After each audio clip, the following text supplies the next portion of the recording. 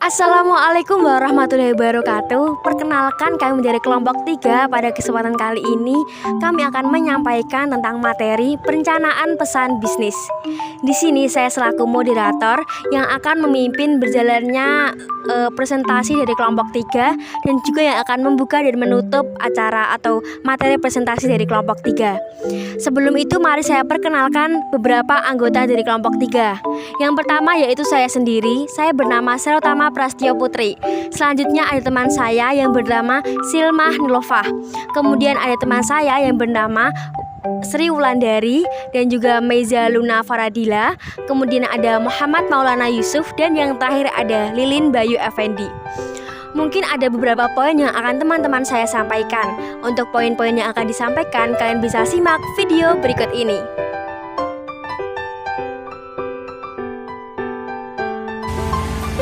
Pengertian perencanaan bisnis memiliki arti yaitu memilih atau menentukan ide, gagasan, menemukan fakta penting yang akan disampaikan pada pihak lain untuk mendukung pesan-pesan bisnis yang akan disampaikan. Hal ini dilakukan untuk mempersiapkan segala sesuatu berjalan dengan baik. Perencanaan yang baik akan mempermudahkan pencapaian tujuan dengan cepat, tepat, dan mudah. Selain itu, pesan bisnis juga memiliki proses yang terdiri dari perencanaan tujuan, ide, saluran, pengorganisasian ide, pembuatan draft, merangkai kata atau kalimat maupun paragraf, dan juga merevisi. Yang berikutnya adalah tujuan pesan bisnis. Pengertian dari tujuan pesan bisnis adalah untuk menginformasikan pesan bisnis ke pihak lain untuk mencapai sebuah kesepakatan sehingga menciptakan kolaborasi antara dua belah pihak. Terdapat 3 tujuan umum pesan bisnis yang meliputi: yang pertama, memberikan informasi; yang kedua, membujuk atau persuasi; yang ketiga, melakukan kerjasama. Dalam menyampaikan tujuan yang baik dari sebuah pesan harus memiliki kriteria yang meliputi sebagai berikut. Yang pertama, tujuan bersifat realistis.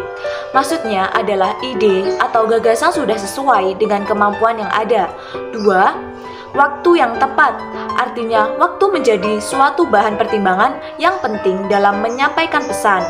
Yang ketiga adalah tujuan diterima perusahaan. Maknanya, tujuan penyampaian suatu pesan hendaknya sesuai dengan tujuan perusahaan secara keseluruhan. Mengorganisasi pesan-pesan secara baik adalah suatu keharusan dan suatu tantangan bagi komunikan, karena suatu pesan yang disusun dengan baik akan membantu bagi audiens, terutama dalam hal memahami pesan yang disampaikan, menghemat waktu audiens, dan mempermudah pekerjaan komunikator. Karakteristik pengorganisasian pesan yang baik adalah: 1. Memiliki subjek dan tujuan yang jelas, mencakup semua informasi yang penting.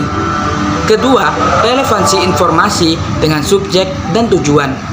Ketiga, ide-ide dikelompokkan dan disajikan dengan logis. Selanjutnya adalah sasaran.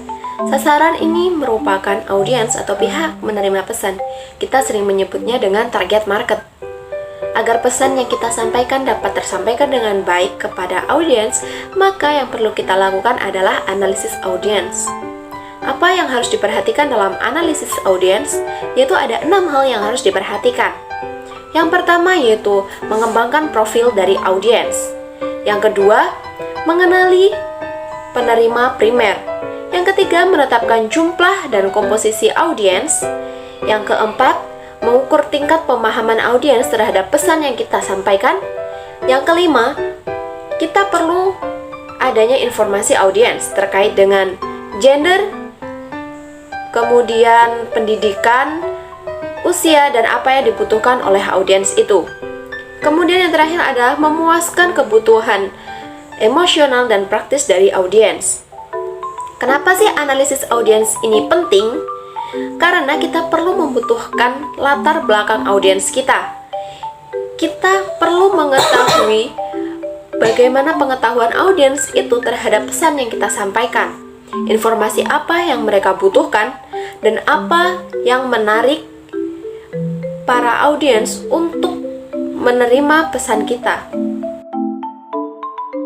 Langkah perorganisasian pesan. Pertama, menetapkan ide atau gagasan. Kedua, mengelompokkan ide atau gagasan pokok. Dan yang ketiga, memutuskan pola atau pendekatan urutan gagasan. Perlu dihindari dalam komunikasi bisnis. Pertama, pesan bertele-tele dan tidak relevan. Kedua, informasi penting diperlukan. Dan yang ketiga, ide yang disajikan tidak logis.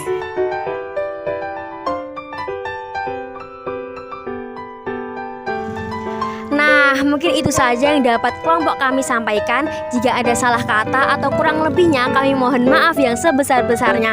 Semoga apa yang kami sampaikan bisa bermanfaat untuk kalian yang mendengarkan. Terima kasih. Wassalamualaikum warahmatullahi wabarakatuh.